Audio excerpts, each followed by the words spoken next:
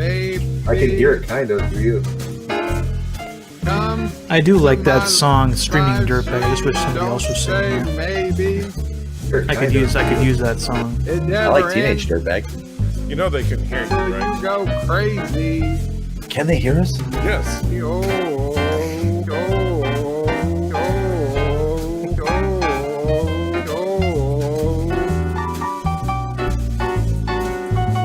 Good for Miles first. He's far from first.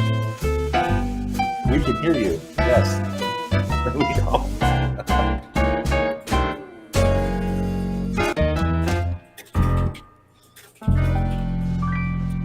Thank you. But it sucks sometimes because my live Thank comments you, over here everybody who came. Now will that's like the just fade franchise out for I'd some watch. reason. Just like stop.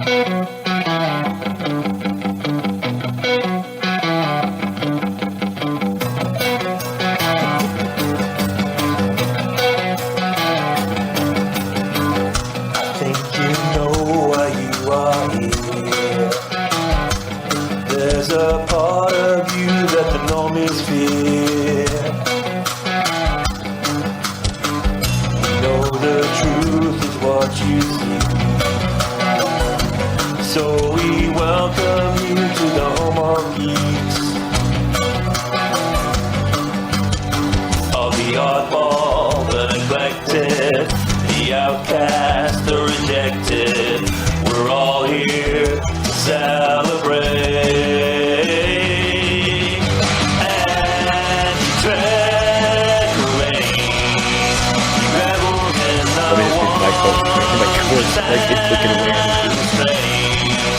Whenever we are here, we see clear, there's no fear. Enter this any, every nerd has a voice to be heard. 'Cause here everyone's up, there's no need to be a packlet.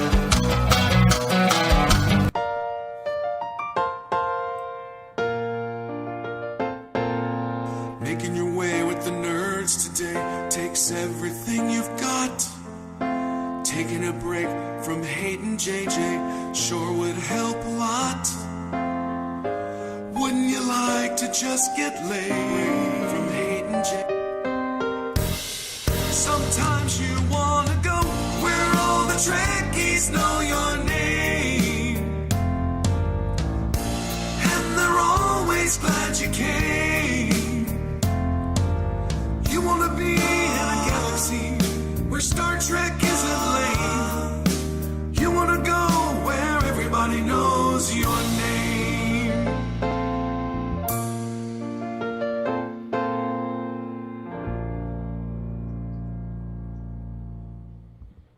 Okay, so I think they should be able to see and hear us all, theoretically. So I see us on the screen.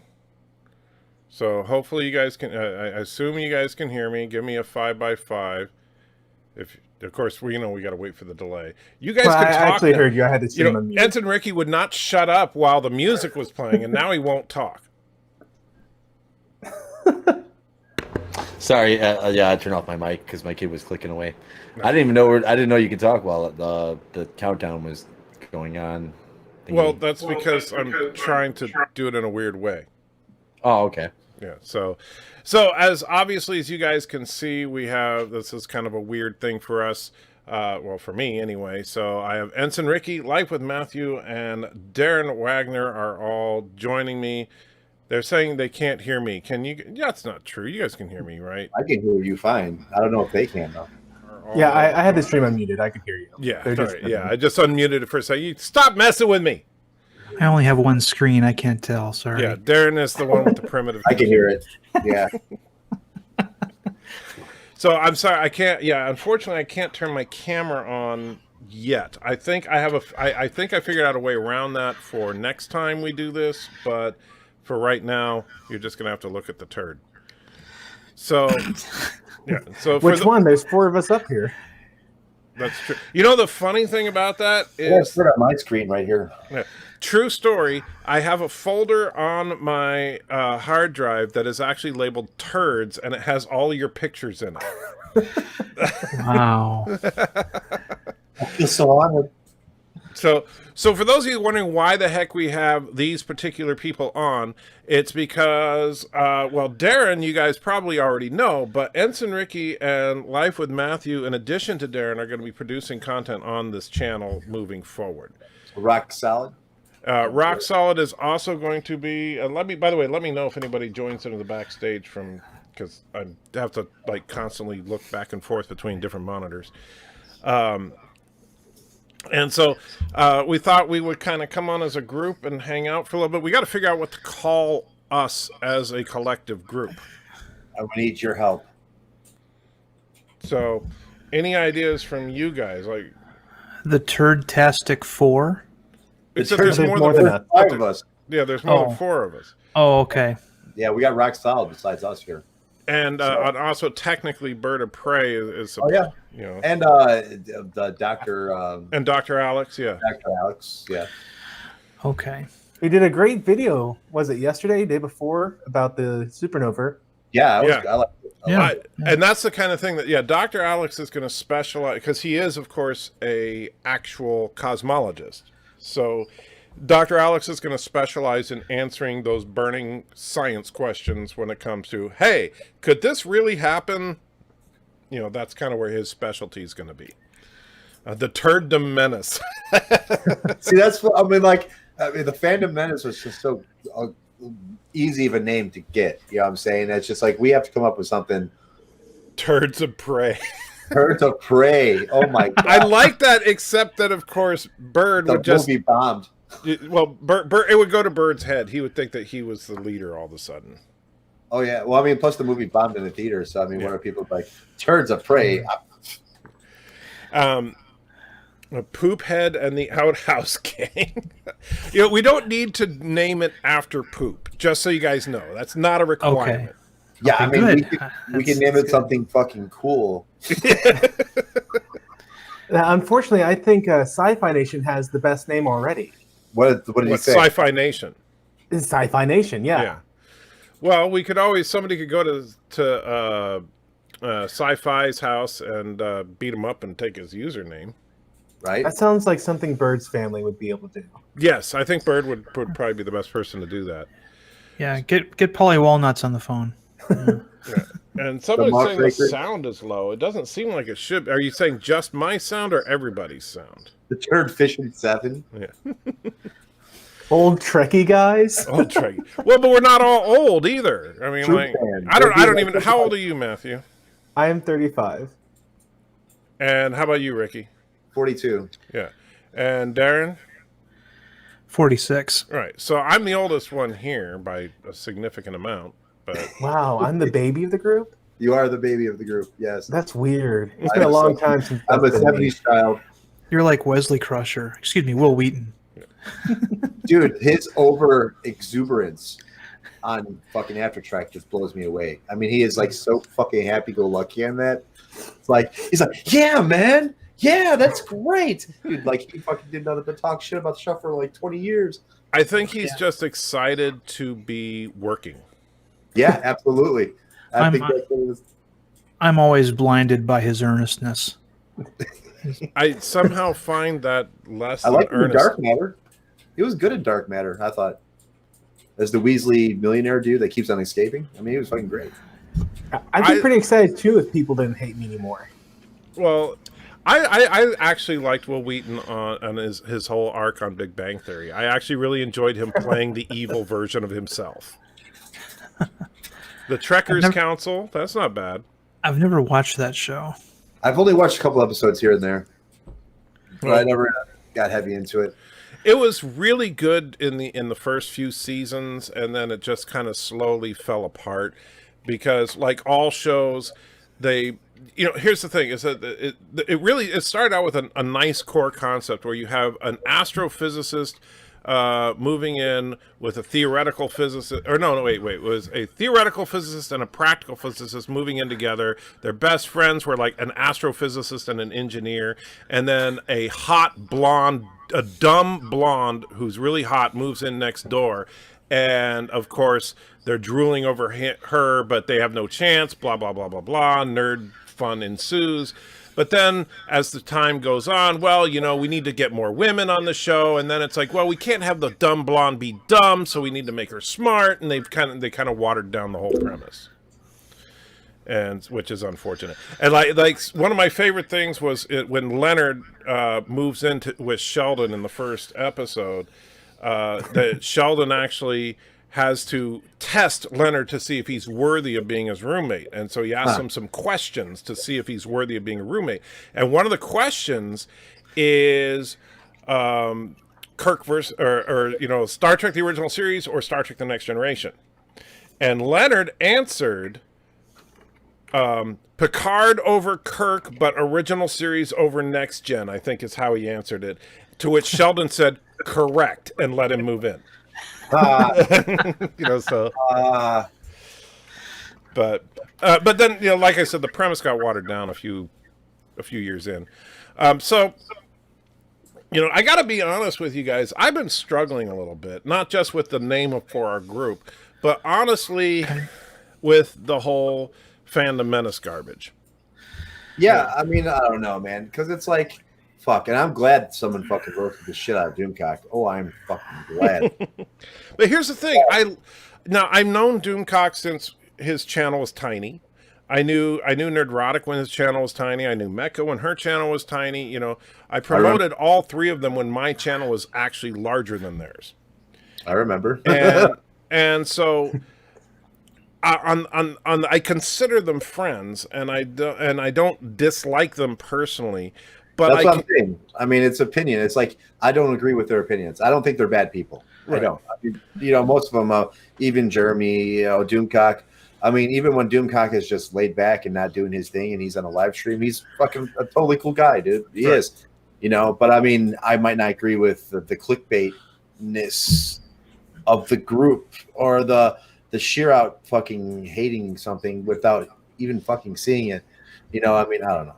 I mean, it seems to me that victory is defeating them because as they are winning, they're finding it difficult to adapt to being victorious. I think that's really the source of the problem, Darren. I think you nailed it, because that's the thing. It's like we kind of the entire Phantom Menace. I considered myself a part of that for a long time.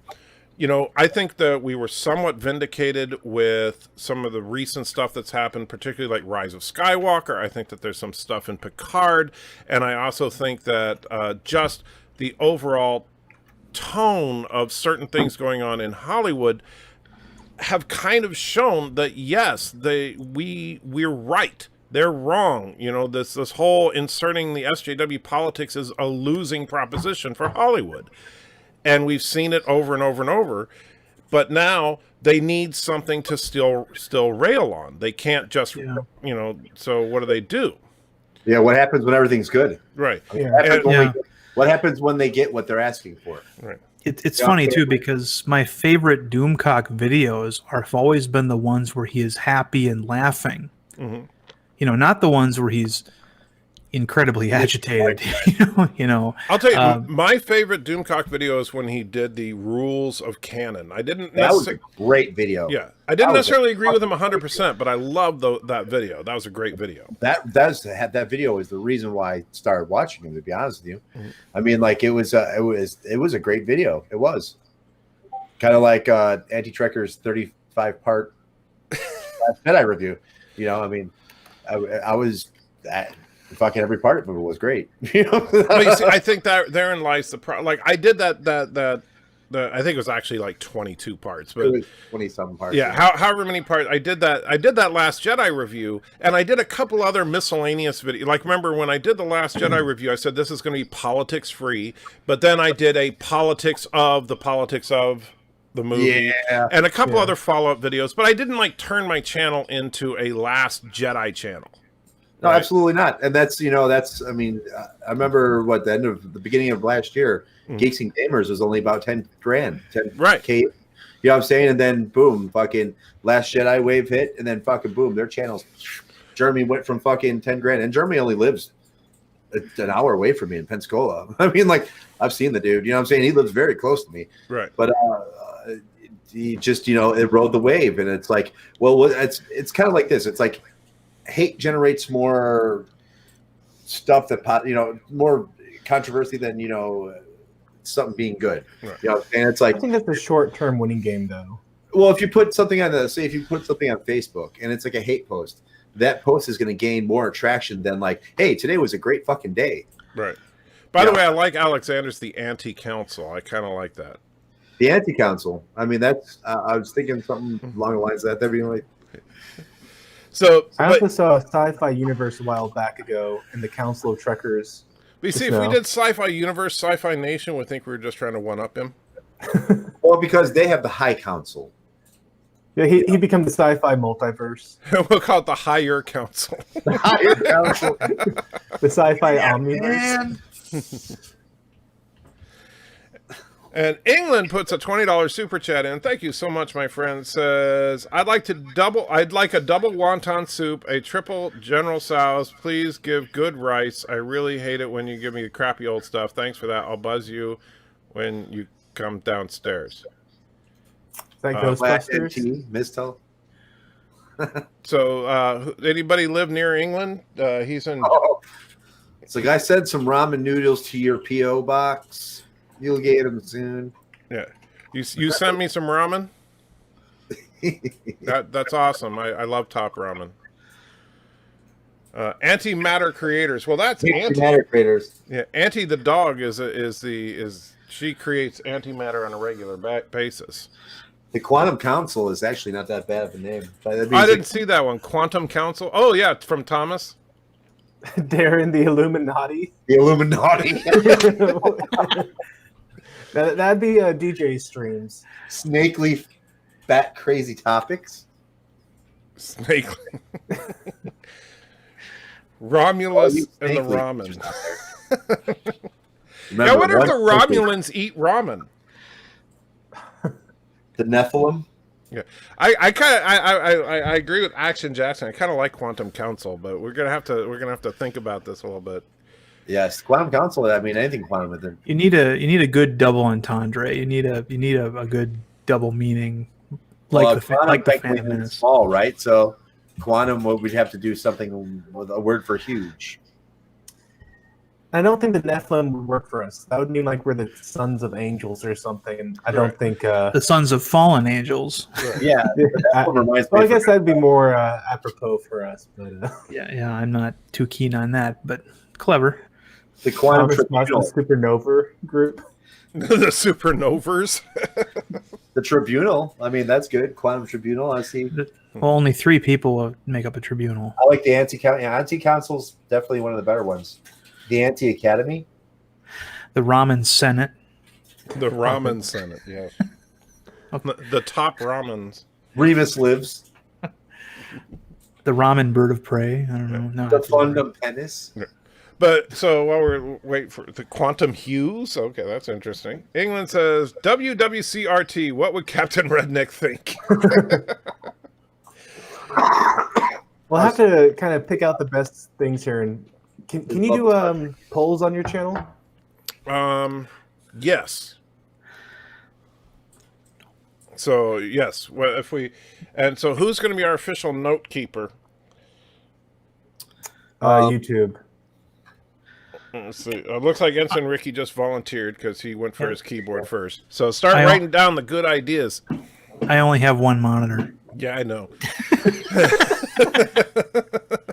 But you can have more than one thing up on it. Windows is good about doing Windows. He's running Windows 3.1. Give him a break. This Windows 95 is kicking my ass. Quantum Council. Yeah, so you got Quantum Council. We had Anti-Council. The Anti-Council.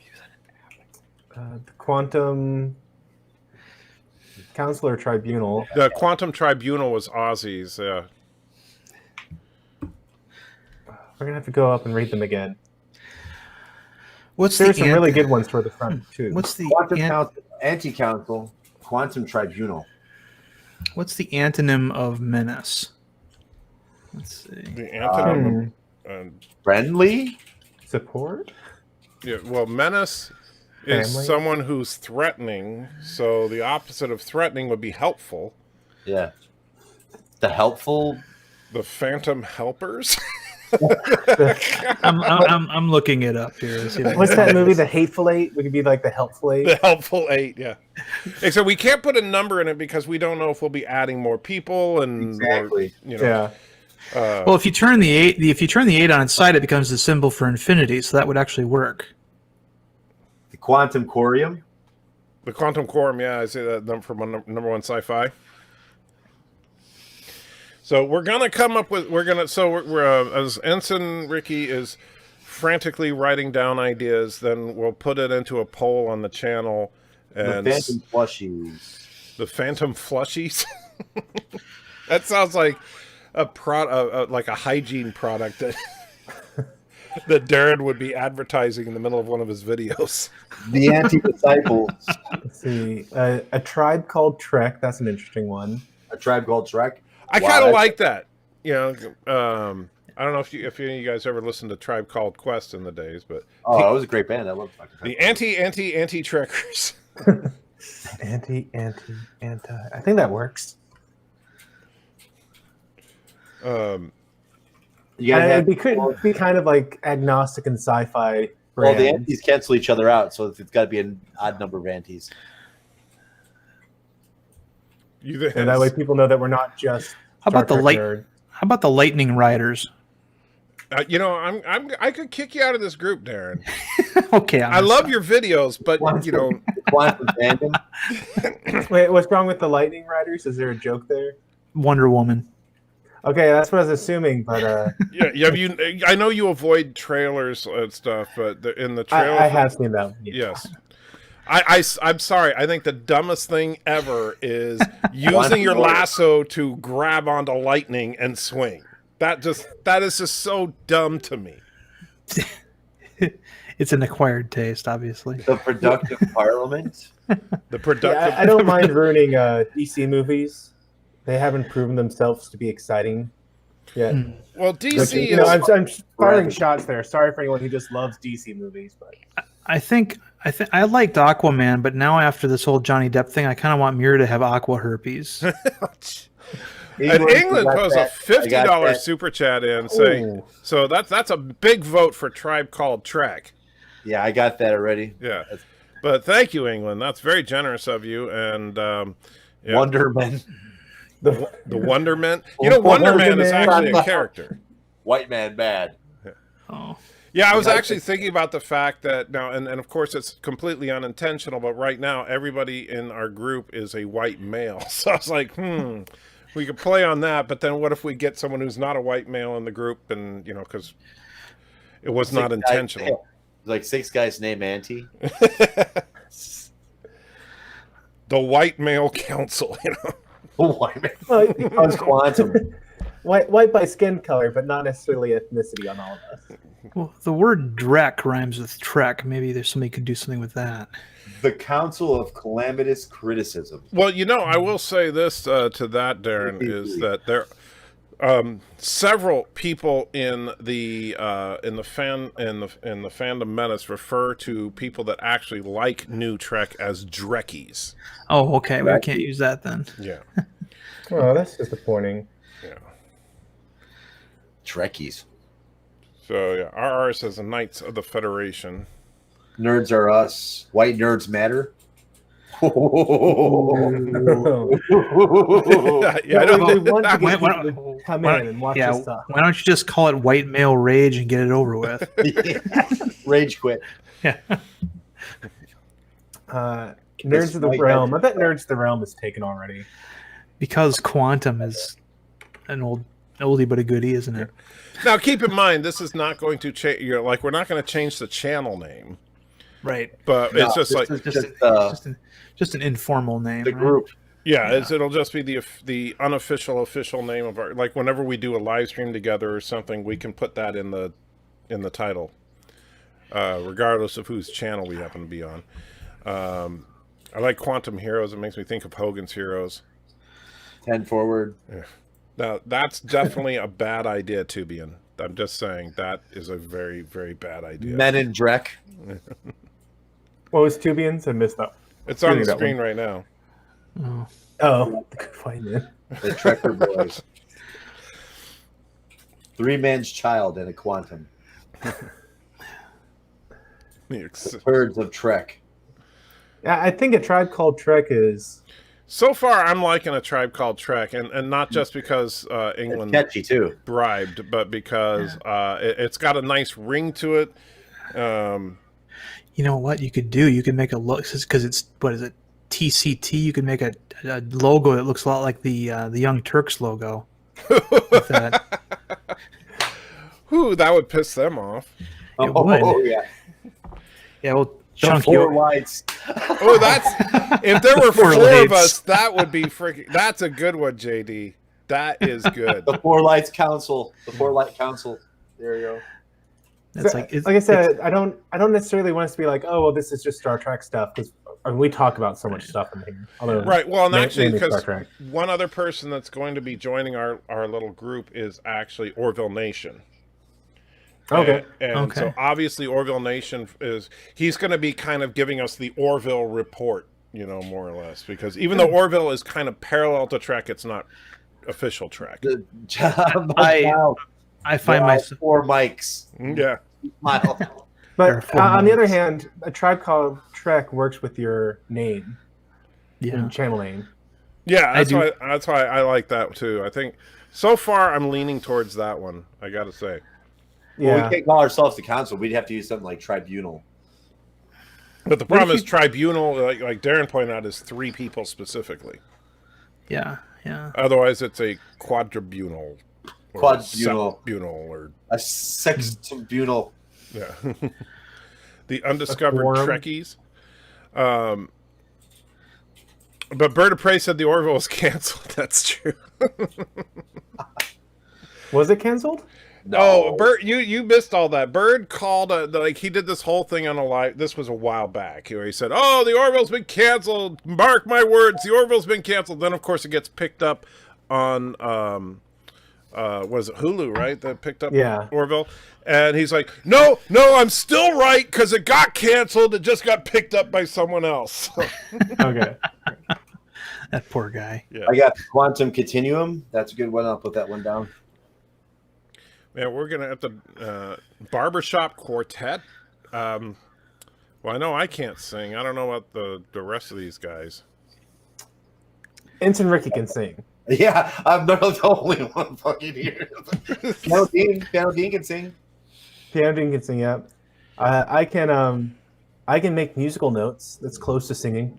Yeah, I mean, I could make any type of music, no problem. And no, Jeff, we are not using Faith of the Hearts.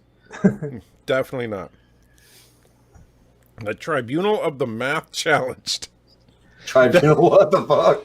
Well, because the Tribunal is 3. We already have more than 3, so Tribunal of the Math Challenged means we can't figure out how many people 3 is.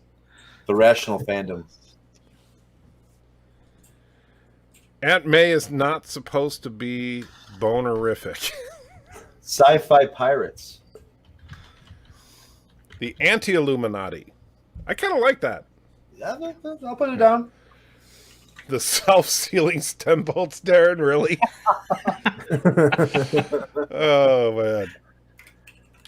So, but yeah, I back to the actual conversation as far as I think that the problem is that, yeah, the if you build a channel based on purely hatred and not even unjustified hatred, right? It's like I think all of us hated The Last Jedi. And so there's justified anger and hatred there. It's just that if that's the whole premise of your channel, you're going to end up going completely. You're either going to implode when that runs out, or you're going to have to find something else to hate. And I think that's what a lot of the fandom is plagued with right now. They're desperately looking for something. What does an activist do when their cause has been won? Absolutely true. And it's like, I don't know, man. It just pisses me off because it's like I said, they're right about some things. They absolutely have the right to be angry, and they are completely right about some things. The Last Jedi, something, Captain Marvel, Discovery. but they're not right about everything, and the problem is like they sway so many fucking people to that fucking. It's like, oh my god, did you hear fucking Alex Kurtzman got fired? Yeah. Yeah. Yeah, I mean, like, what's the fuck? But now you have counter groups that are just trying to troll the fan. I like the Ketwalski thing. And I actually very rarely watch Ketwalski videos. I watch his videos. I like Ketwalski. Sometimes I like him, sometimes I don't. But this particular one where he's talking about how excited he was that the whoever group managed to troll Doomcock and a couple others. 4chan, yeah. And to me, it's like, what you're doing the same thing they do. Pretty much. Yep. It's a turn on you. But I mean, like, it's just, just because it's known, you don't have to make a video on it. Right. I don't agree with them there. But I mean, like, that shit is going to happen to you. I mean, like, if you build a channel off of fucking hate, okay, like, I wanted to be subjective, not just fucking hate on shit. Because, I mean, like, even Discovery has got good shit in it. You know what I'm saying? But it's, like I said, a lot of the bad is overshadows the good. You know what I'm saying? I mean, the fucking updated graphics are great. The updated races are great. I mean, most of that shit is great. The thing that kills me most about Discovery is the writing. And that's with all Trek. I mean, Trek falls and rises up on the writing. If the writing's good, Trek is fucking amazing. If the writing's bad, it falls flat on its fucking face. It can be amazingly bad. Yeah. And it's hard to recover from a bad script. You know what I'm saying? Those actors, some of them can recover from a bad script. But when not everybody's on the same page, I mean, you're going to get shit like Threshold is going to fall through the cracks, or shit like Sub Rosa. That shit's going to fall right through the fucking cracks, man, because it's like, but I mean, like I said, they don't have. Discovery was a bad premise, though, because when they tried to center the show on one character instead of an ensemble, that was the big mistake there. Well, I mean, it's not the one character; it's just making them perfect. The one, one character could have worked. Have a flaw. You know what I'm saying? There's got to be something you have to fight. There's got to be some type of drama in that character that's going to motivate that character to, grow. You know what I'm saying? That's what you want. Cisco, his fucking wife died. This happened to him. Shit blew up. You know what I'm saying? Like, he was fucking fucked up when he got into embassy. Right, but the thing is that, like, and this is where I see the big difference, though. Like, Picard technically centers around one character, Jean-Luc, but guess what? Rios, Rafi, I can never remember the stupid name, but that doctor chick, and even like Commodore O, Durati. Yeah, Durati, thank you. But these characters feel so much more fleshed out than any of the characters other than Michael Burnham on Discovery. Yeah, I mean, it took until the second season to figure out, and I'd go to fucking Memory Alpha and try to figure out who these fucking people were to do a video on it. And you can't even fucking find out who the fucking half these people were in the season 1 of Discovery. The Memory Alpha didn't know. If Memory Alpha doesn't know, they're sucking serious issues. Because by the time of any other Star Trek series, and especially like halfway in the season, like say like 6 episodes in, I already know what these people think, what they have for fucking lunch, how they're going to react to situations, because they're very fleshed out. Granted, we don't have the 26 episodes per season, but I mean, like, you need to tell. The writing has just got to be there. You know what I'm saying? And with Picard, the writing is 10 times better than with Discovery, Time Crystals, blah, blah, blah. Just the writing in general is good. Even the techno babble's great. I don't know. So England put out a message specifically to you.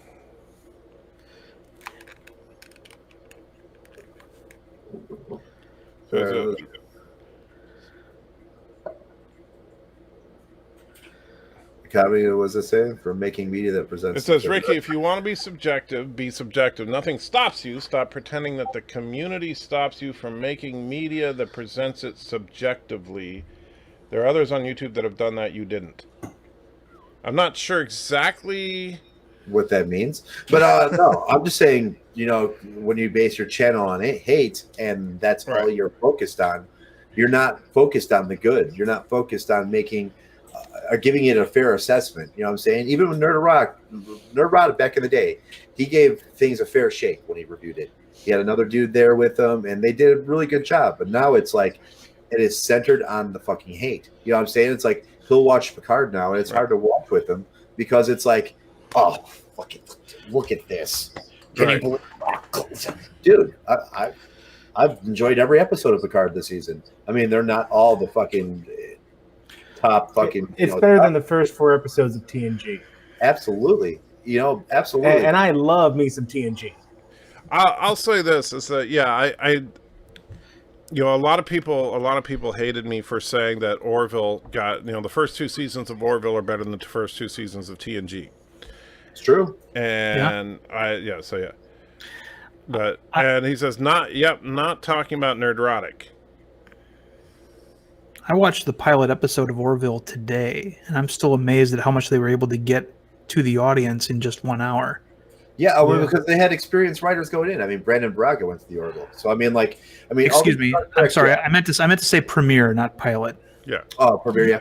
Well, Darren knows I have a pet peeve about that. So yeah, all the Star Trek alumni went off and did great shit, man. I mean, The Expanse is Noreen Shankar, the Orville is Brandon Braga, Outlander is Ronald D. Moore, Battlestar Galactica is Ronald D. Moore, Dark Angels Renee Echevarria. I mean, all these dudes went off and did all their own shit, and it's all great. But see, Seth had the benefit of Brandon Braga, and Brandon Braga is kind of the weirder Trek writer. He's the one that does a lot of the time travel and the weirder fucking high concept episodes. But that's his style. And I'm not a fan of his. Yeah, but, I mean, but wasn't Orville the first episode of Orville? Wasn't that a true pilot episode? What do you mean? Like a proof of concept work? Yeah. I don't know that it was. You can always tell when the pilot is a pilot because the costumes change with the second episode. The costumes did change. Yeah, like the first episode. Well, Alara's makeup changed, but I mean, the first episode of The Tick, the Patrick Warburton version, Batman Wells' costume changed in the second episode, and so did Captain Liberty. So you knew that the first one was probably a pilot. Proof of concept. Right. You're talking about the live action one, right? Right. Yeah, the one with Patrick Warburton. Which was a far cry from the animated series. Well, the animated series. What can you say about that? I mean, my gosh. Lead speed. Yeah. Oh my God, he's gonna eat it. That's my favorite line. Yeah, one of my. Sorry. Going back to the people who are just looking for things to hate, which might be ironic that I'm looking for things to hate about people who look for things to hate. But I was watching a stream like this. They had a bunch of panelists, and everyone was just railing against Picard. And then I mentioned something, and they're like, "Oh, Life with Match has actually watched them all. I haven't." And then everyone's like, "Yeah, me neither. Me neither. Me neither." And it turned out that they were just listening to someone who hated it and assuming everything they said was true. And it's like, "Oh, you're making stuff up. That never happened." Yeah, I would never go on the air and do that. That is my. Say I've seen something but haven't, and then give criticism on even though I haven't seen it. Yeah, that's kind of fucked up. Yeah, like one person on the stream had seen it, and he was grossly misreporting scenes. Oh man. Well, I really, and you guys know I've railed on this a few times, is I got so tired of various people in the Fandom Menace who would look at behind-the-scenes stuff, look at rumors, look at supposed leaks and everything, and decide that the show is horrible before they saw it, and then when they see the show, lo and behold, amazingly they hated it. Even if it's it's just not bad. Now, like I said, I consider a lot of these guys my friends, but and I've tried to talk to them about it. I've tried to say, look, you're making up your mind, and I get it. You're delving into rumor, you're delving into this stuff, and if it happens to be true, it happens to be true, but you have to acknowledge that you're tainting your view of it. Yep. Well, you have to acknowledge when you're right and when you're wrong. Yeah, I'm saying, that's the big thing. It's like, I'm sure a lot more people like Picard than they like Discovery. I can guarantee that right off the fucking bat. Yeah, I'm saying, and people will watch and tune in and watch Picard, no doubt. But I don't know. It's they're too quick to judge, and whatever gets the clicks to them. You know what I'm saying? As soon as Doomcock even sniffs a story, like a negative article, he is all over it. His ninja assassin spies are like, Doomcock, bro. Alex Kurtzman's getting fired today, bro. And he's like, listen, followers. And that's just pretty much how it works.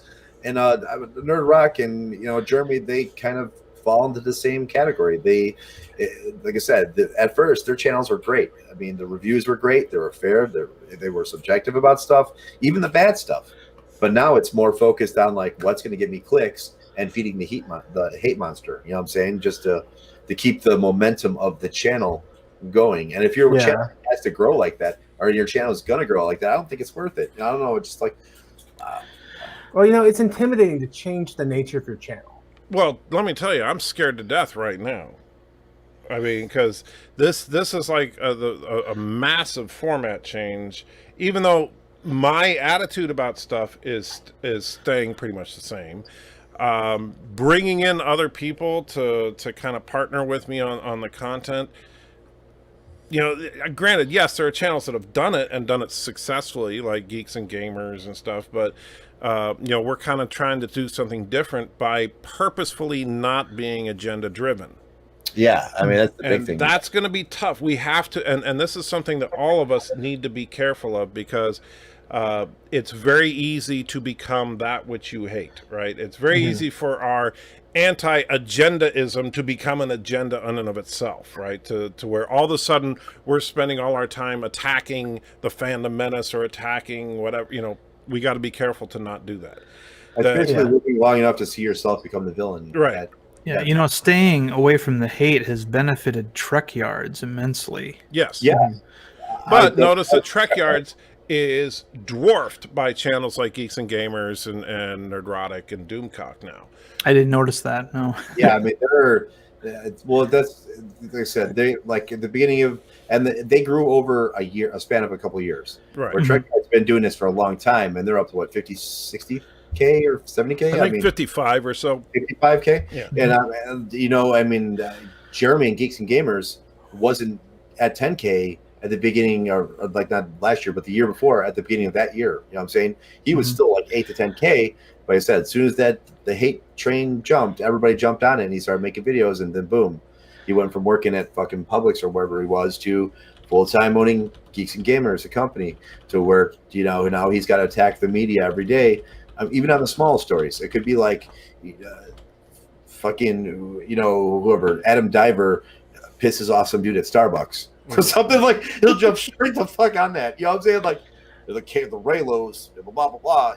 But that's what his channel has become. Surf Trunks is saying that. I agree with him. He's saying don't be anti-agenda in anything. I agree. I don't think we need to go after any specific person. Absolutely. Just review things. I'd give things a fair shake.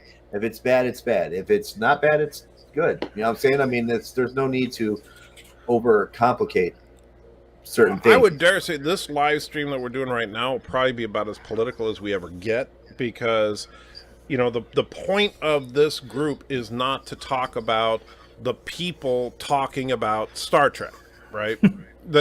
Which is unfortunately what a lot of YouTube Trek channels have become, right? And like Ketwalski's a great example. I love Ketwalski as when he was doing Star Trek videos, but now he's doing videos about people who do videos about people who make Star Trek. And it's like, wait a minute, aren't we supposed to be talking about Star Trek? That's now, and again, we're not, it doesn't have to be 100% Star Trek related. Like, we can obviously talk about other nerddom topics, but for me, like, if I want to talk about Star Wars, I'm going to be talking about Luke or Rey or Kylo. I'm not going to be talking forever about Kathleen Kennedy and Rian Johnson and J.J. Abrams. Or someone else's opinion on the matter. Right. And I'm certainly, and this, and granted, I know that certain friends of mine have been very, very adamant about this, but they know exactly how I feel about it. So, even if they're listening right now, this is no news flash. I cannot stand when people refer to J.J. Abrams as Jar Jar. Because I said F you Rian Johnson more times than I can count in my review, but I always called him Rian Johnson. That's the man's name. J.J. Abrams is J.J. Abrams. Now, I can hate his work, and that's perfectly legit, but, I'm not, it would be like if I disagreed with something that you said and I start calling you Ensign Dickey all the time or something just to be a jerk about it. And that doesn't make any sense. That if you want to make an argument, make an argument. You don't have to make the person's name a derogatory term. And I mean, I like a tons of stuff that JJ did. I like it. I don't like a tons of stuff that JJ. Like I'm 50-50 on JJ. You know what I'm saying? But I mean, actually, the funny thing is that, and I even got Tom from Midnight's Edge to admit JJ could write, because JJ Abrams wrote Regarding Henry, which is a great film.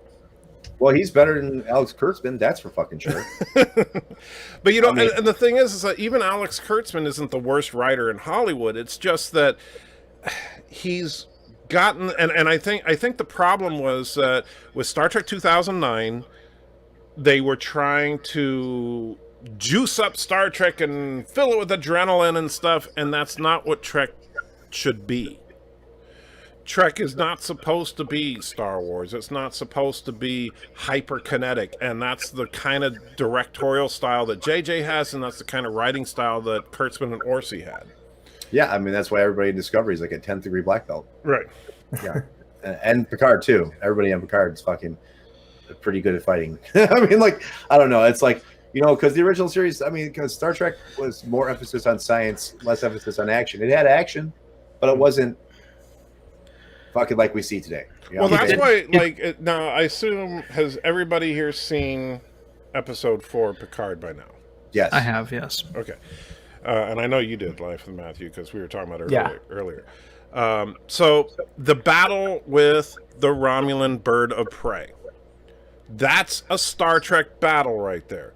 It's short, it's simple, you follow what happened, it's over.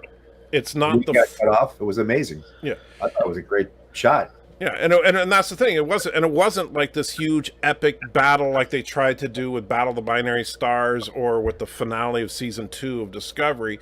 It was a simple confrontation. Now, are we going to get something bigger by the end of Picard? Probably, but I hope it doesn't escalate into something like what we got on Discovery, because those battles were just stupid. It's probably going to be even, the Dominion Wars floating thing. Maybe. Well, the Dominion War was a little bit different because most of that war took place off screen. It was only the big battle at the end, and we didn't see all the battle. We only saw actually used footage from previous episodes of the battle. But so I mean, the Battle of Chintaka, for example, the footage for that was used for the Battle of Cardassia. So, yeah. But most of the time during the Dominion War, they were dealing with the repercussions of battles that took place off camera. And even for the big scene, it kept cutting in and out from it.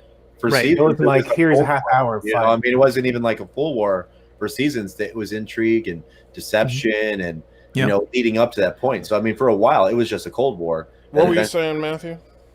I was saying even in the Dominion War, when they actually had the big battle toward the end of the season, they didn't focus on the battle the whole time. They kept cutting in and out of it. Mm-hmm. Well, they made it very direct what their goal was in the battle. I mean, get through the lines, sacrifice angels, open up the hole, get through the lines, and then Ducat closes the hole on them, because Ducat lets him through. You know what I'm saying? Mm-hmm. And then Ben goes to the wormhole, and fleet disappears. They come back to DS9, and away. Mm-hmm. Surf asked, and since we're talking about Picard a little bit, why did Picard Romulans look like they live in the Stone Age? That's actually very simple. If you follow what's going on, it was a temporary place. The planet where they were staying was just a temporary place where they're going to be relocated to a more permanent residence. But then Starfleet bailed out, and they just got left there and abandoned. And then some warlords took over. Yeah. Got an antique bird of prey, and he's like the dude of the planet. Yeah, it seems like they're trying to set up a secondary Romulan government on this planet. Right. Well, I just like the diversity in the Romulan culture we're getting already. I mean, we don't, even up to this point, know very fucking little about Romulans, other than they fuck with us every once in a while. Now it's we got Northern Romulans, Southern Romulans. And it's funny because I threw a meme out there in Star Trek, and I took a picture of Laris and Zhaban. I was like, Southern Romulan, Northern Romulan, and I took a picture of Martok and a Discovery Klingon. I was like, Southern Klingon. Well, the Klingons from Discovery, I still, I don't understand that. They're irreconcilable with the rest of Trek. That's the problem. Yeah. They don't fit at all, and they can't fit. So original series are Eastern Klingons. Yeah, and not even just in terms of looks, because they could explain away the looks for okay, you had the. And did they do this? It was just a fan theory where They tried to nullify themselves. You got the human-looking ones. And you got Yeah, the that orc-looking was ones. that was done in Enterprise. Enterprise did that. Okay. Well, no, I'm saying, did Discovery make that canon that this is the... No, Discovery has no explanation to the Kling orcs. So, Yeah. so even on look side, they could go with that, but the way they act is fundamentally different from... Oh, absolutely. I mean, that's the thing, Yeah. because I mean, like Klingons are There's- always singing, they're always drunk, they're always running around when they're not fighting. They're boastful. They're very boastful. They're they're outgoing. You know what I'm saying? They have like this outgoing personality, as where the Klingons in Discovery were like just statues that stood there and were like, Yeah. Fanatics. The Kling orcs, the word I choose to describe how I choose to describe them is they're not fun like the other Klingons have been. The previous iteration, the ones from TNG era. Yeah, and to be honest, there's no redeeming qualities with the Kling orcs at all. You can't say. I agree. Yeah. Well, the problem there is that, and this is where they're doing a better job with Picard than they did with Discovery, Right. is that the concept with the Kling orcs was that they're stand-ins for Trump supporters. And which, okay, but they took it so seriously that there was no fun. It was just people that really hate Trump supporters thrusting their hate into these characters so that there's nothing redeemable about them. But with Picard, they're saying, okay, this is about Brexit and the corruption of government under the regime of Trump. But it doesn't feel like they're hitting you over the head with it, and that they're trying to make everything just full of hatred and vile. And honestly, I'd go, are you sure? Are you sure you did that? Because I'm not seeing it. In fact, someone a while back ago said that they didn't like the weird story pacing of Picard, the lousy dialogue, and the strong political slant in one particular direction. And most of that I can say, well, that's your opinion, that's your taste, I understand. But I think you're wrong about the political slant in Picard, because I just don't see it. It looks so classic Trek to me. Yeah, well, I mean, if you look at it, you can see it, but that's the thing. It's better written, so it's better hidden. It's subtle. Yeah. You know what I'm saying? It's very subtle. So I mean, it's not blown in your face like "Make the Empire Great Again." Yeah. Yeah. I'm waiting I guess if no one had told me about the Picard interview, where he said this was supposed to be a Brexit response, I never would have made the connection. Guessed it because I'm not Yeah. from Europe. You know what I'm saying? Like, a lot of people in Europe felt that shit. Yeah, a lot of times when I hear something after the fact, like I would hear the Picard interview after I've already seen the show or something, and I'm like, well, I didn't get that from that at all. But I guess you can kind of look at it that way. But But that's where you got to be careful. Like if you see the Picard interview and then you go in knowing that, and you're looking for it, that's what's polluting the fandom. That's the problem right there. Is that and another. Picard is not Trek, outbid me, says he. I don't think anybody can outbid you, but I can probably outlogic you. The other thing I want to say about Star Trek and action is that there has been action in Star Trek in the past, but it was never throwaway action. There was always some meaning to it. When action took place, it was something that was important and had repercussions and things like that. I mean, speaking of which, Darren, I had someone request that you do a breakdown of Star Trek II from a submariner's perspective. The whole movie? Well, maybe just the Battle of the Mutara Nebula or something. I don't know if you're aware of this, but I have one monitor. Yes, I am. You've mentioned that. I think Nerd Erotic had a comic book store. I think I've heard that once. Okay, I'm going to stop at the one monitor thing. All right. But I don't know that there's so much of that movie that is not submarine related. Obviously, the whole But if you just focused on the Battle of the Mutara Nebula, that's the most submarine part of it. Yeah, but where Khan was there, where I'll consider going to that movie. I've got. It'd be a good one, I think. Yeah. I've been looking at a lot of Enterprise lately. As Jenny Trekker knows, I sent him a prep for a video coming out soon. I love Enterprise. I love that show. Yeah. Well, and obviously, and hopefully, Darren, if as a group we can continue to grow the channel, then you'll get enough money eventually to get more than one monitor. I'm sure they're very cheap now. The last one I bought was about 10 years ago. So You're using a 10-year-old. So is it like a big CRT?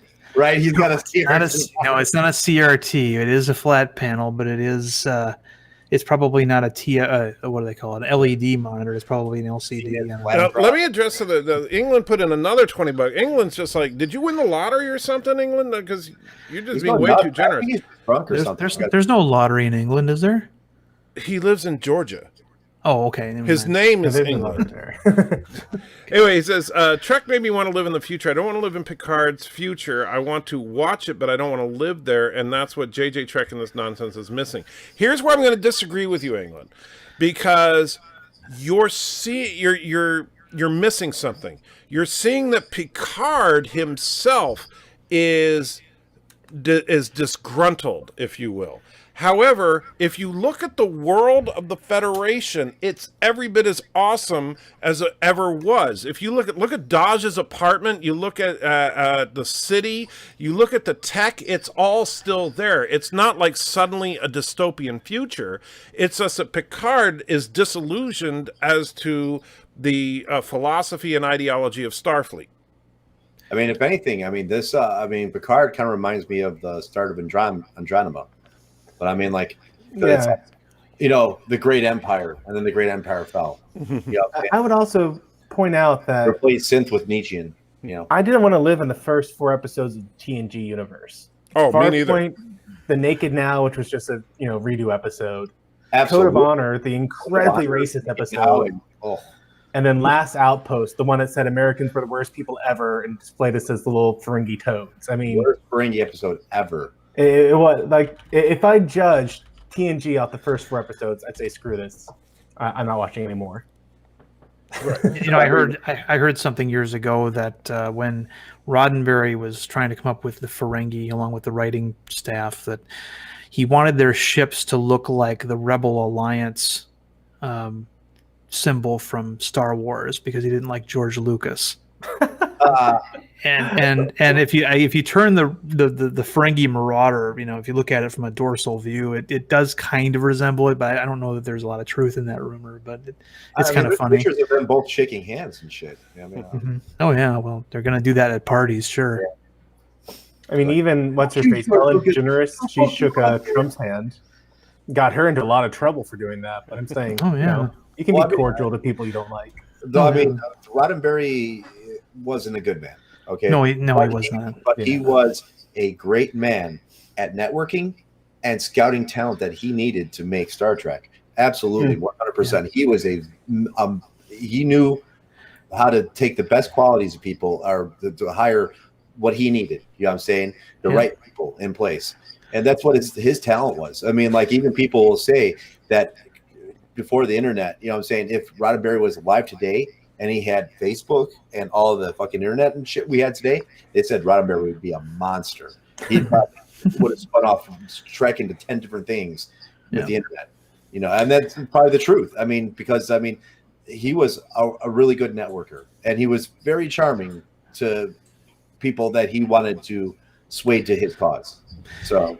Yeah, he was also very good at locking up Harlan Ellison in a room with a typewriter and forbidding him from going down to the set so he could view the filming of the show. Well, he did that all the way. That was a policy all the way up into the middle of TNG, where the writers could not go down to the set, and they separate those two worlds. And the one who actually broke that was Ira Stephen Bear, who was like, "Fuck this, dude! I'm gonna go down and watch the show. I'm writing the show, so I'm gonna go fucking watch the show." And he did. And the people were like, "You can't be down here." And he was like, "Fuck you, fire me." You know what I'm saying? Like, and they let him stay. You know what I'm saying? And then after that, people would start going down to the set. The writers would start going down to the set and watch it. And you're one big family. I mean, you should absolutely, be like, "Hey, you're fucking saying the words I'm writing." You know what I'm saying? You should absolutely have a friendship of some sort. You know what I mean? Yeah. Canna's Black nailed it right here. Is something a lot of people forget is that Picard was a self-righteous prick at the beginning of TNG and periodically regressed even after character development. And that's the thing. That's why that's in the Picard series.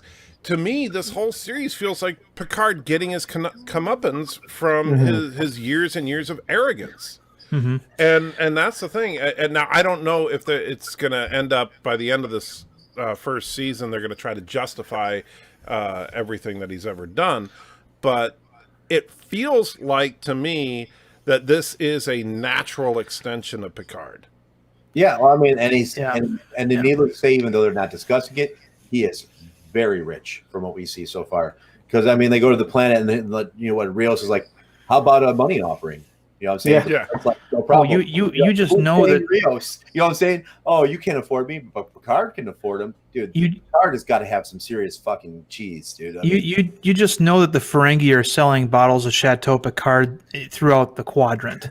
You know, and getting rich off of that. You know, so I mean, he's definitely got an income stream, even if money doesn't exist in the 24th century. And that's what people don't realize, because even it's like, you know, everything's fine on Earth. Okay, everything you want is provided for you on Earth.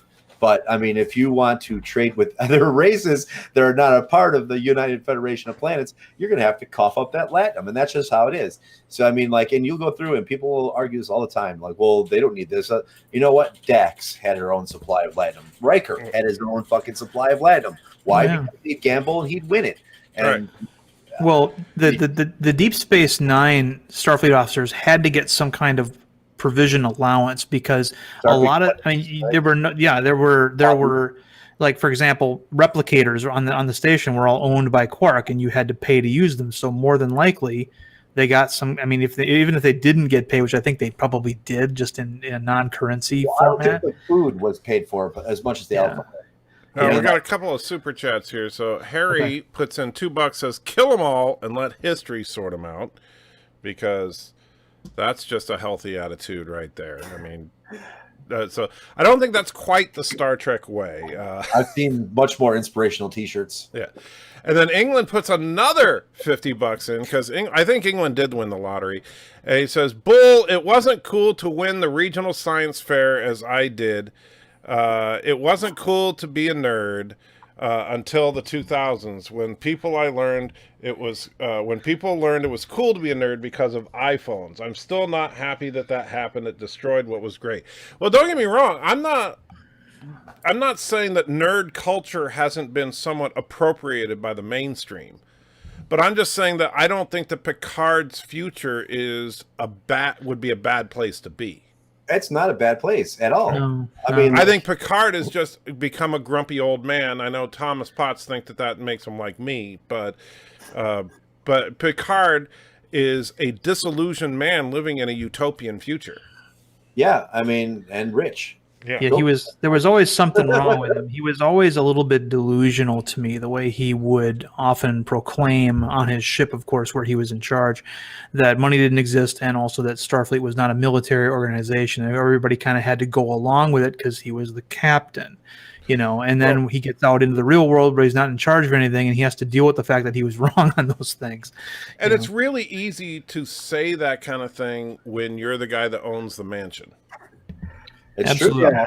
It's And even TNG had the episode with the wormhole where the Federation was literally bartering for rights to control it. Like, don't tell me the Federation is not currency. You have currency. no, the Federation's got stockpiles of latinum just for trading with other races. Yeah. The Ferengi ain't going to be. You've seen in many episodes where the Ferengi are like, "You're paying me, dude. I don't care what you get for fucking free, but you're paying me." You know what I'm saying? That's just how it is. Mhm. And you know that's the life of, you know, the solar system, at least the Alpha Quadrant and Beta quadrants. You know what I'm saying? Like, Well, yeah. not every race is going to be happy-go-lucky. Not every race is part of the Federation. Yeah. And we don't see that much, especially in TNG. They kind of TNG is mostly like happy-go-lucky to me. It's just too. Well, it's not even that it's happy. Here's my problem with TNG. Is that TNG is every character is interchangeable. There's no diversity in that group. I mean, yes, you have people that look different, but they don't act different at all. I disagree on one thing, and that was Worf. Worf? There was some lines that Worf said that only Worf could have said. When Q says, "I'm human, I'm normal. What must I do to convince you?" and Worf simply goes, "Die." You know, that was And like Worf has some good one-liners throughout the show that could only be said by a character that looks like a giant monster. You know, and of course Worf is always funny when he says things like "nice hat," you know, little things like that. or the I am not a merry man. Yeah. He had some good one-liners, but the problem is that even in the very first episode in Counter Farpoint, right? He's like, I am a Klingon. I will not turn and run. You're a Starfleet officer. Okay. Yeah. I mean, backs right the fuck down. And it's like, wait a minute. If Worf, if you're a Klingon, shouldn't you not back down? Well, I mean, even at Counter Farpoint too, is people are like, that's racist, by the way. Picard is like the one and all stand-in best captain because he didn't break the Prime Directive. And at Counter Farpoint, he orders the fucking Riker and Data to go fucking kidnap the dude. You know what I'm saying? Yeah. Like fucking and you know what I'm saying? Like just go get him, bring him to the cave. And that Encounter and Farpoint, they clearly show Beverly Crusher buying some fabric at Farpoint Station. Yeah. Yes, That's true. And having her charge it to my account. Yeah, it's on the Enterprise, and so I mean, from the get-go, there's obviously some commerce going on there. Some quad lose going on.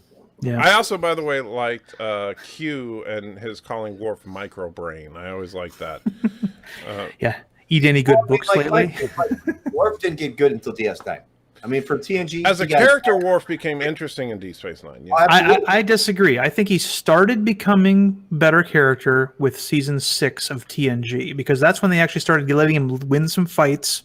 Yeah. He came back from a Batleth tournament with first place, for example, on one episode, I remember. Well, until he switched realities and he lost. The only episode I can recall. He got that reality back, though. Yeah, he got over it. We'll go better. But the only episode I can remember off the bat where Worf kicks ass is when they go and break Riker out of that fucking mental asylum. And it's Worf and Data, and they beam in. And it's for 1 second. There's 2 dudes in the hall, and Worf and Data take out these dudes. I was like, pay attention to this scene because this is like one of the very few times in TNG Worf actually wins a fucking fight up until like in the last 2 seasons. Well, he killed Duras. That was one fight that he won, obviously. And that was very early. The sad thing is that, like, if you look at, and I know, like Life with Matthew and Is Everything Great video actually kind of calls this out, is that when we see Dodge running around doing all the crazy acrobatics and kicking people's butts, Matrix. It's too bad we didn't have this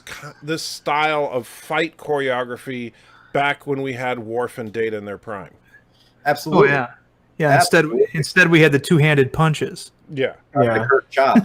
and the Worf charge and then get thrown across the room just to show that the other guy's really strong. Yes. Yeah. Worf was the disposable or reusable red shirt, basically. Only Worf he wore gold. They started to make them strong. The chop. I mean, Kirk chop, no Vulcan neck pinch, dude. You couldn't really fuck with any of that, dude. It didn't matter who you were. You could have aliens not even have nerves and still get taken out by that thing. Mm-hmm. There was an episode where Picard did the Vulcan nerve pinch. He did it on Tuvok. Well, not Tuvok, but yes, that was it. There was like Starship really? Mine, or Starship Mine, I think the episode's Yeah, called. and That's that was exactly that show. Yeah, I like that one. And you say that, Ensign, Ricky, actually naming the episode. Someone was pointing out that Picard is going to be a series with no rewatchability because you can't quote like episode titles. I was thinking, like, have y'all seen Dark Matter? I love Dark Matter. Fucking great. That's what I was going to say, and I love rewatching it. But at the same time, it is more of a serial, and it's 100% a serial and not episodic. I mean, see Dark Matter. That's the Stargate. Those are the Stargate guys, and Joseph Malozzi makes that. And I'll say this: like, if you want to look at a serialized show that I think has a lot of rewatchability, is the 2004 Battlestar Galactica. Yeah, absolutely. I every couple of years, granted it is every couple of years, but every couple of years since 2004, I would sit down and binge watch that entire 4-year run because it's an epic story and there's a lot of really good stuff in there. Now, I don't want to rewatch it every day because you want to kind of forget bits and pieces so that when you rewatch it, you're like, oh yeah, I remember this is going to be awesome. And so I think that Picard, it's really going to live or die by where the story is going. And so if the story ends up someplace totally awesome, then we're going to look at these early episodes as this great buildup. If the end of this season is absolute garbage, then we're going to be like, well, maybe season 2 will be okay. No. I mean, it really depends because I mean, like, everybody's like, I don't know. I think the show is going great so far. I mean, it's got enough intrigue, mystery to keep people interested, and so far, I think every character, minus fucking Michelle Hurd, are great. I just can't get into her. I don't know. She's the only one on that show I just don't like. I don't know. Which one is she? Fucking JL. Hey, JL. Oh, Rafi. Yeah, Rafi. I like her hair. Yeah, That's she's all. the only one that irks me on the show. Everyone else is great, and his housekeepers are probably the best characters in the show. I like them actually. I'm disappointed that they're still on Earth. Yeah, he should have taken them with him. Yeah. Absolutely. Yeah. And by the way, Ryan, I want to point out he's saying the 2004 Battlestar Galactica was good, but Picard is no Battlestar Galactica. But here's the thing. You're thinking of it in hindsight, knowing the entire 4-year arc versus the first 4 episodes. And I'm sorry, if you look at BSG, the original miniseries was kind of a slow burn. And then you get into, like, the first episode out of the miniseries was Water, and it was not a particularly good episode. Now, 33 was their first really outstanding episode. But there was a lot of clunkers in the first season. And but it was character building and getting ready for the epicness that was to come. But I mean, literally, that is Ronald D. Moore at his best. Yeah.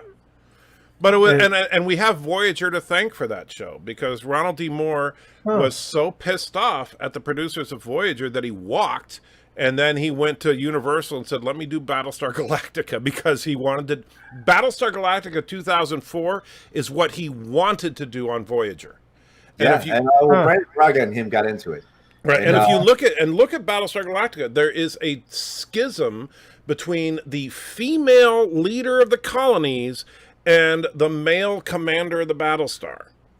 And you have the civilian government versus the military. And so the whole thing is just the Maquis and the Federation on a larger scale. This is exactly what he wanted Voyager to be. Voyager done right. Yeah. Basically.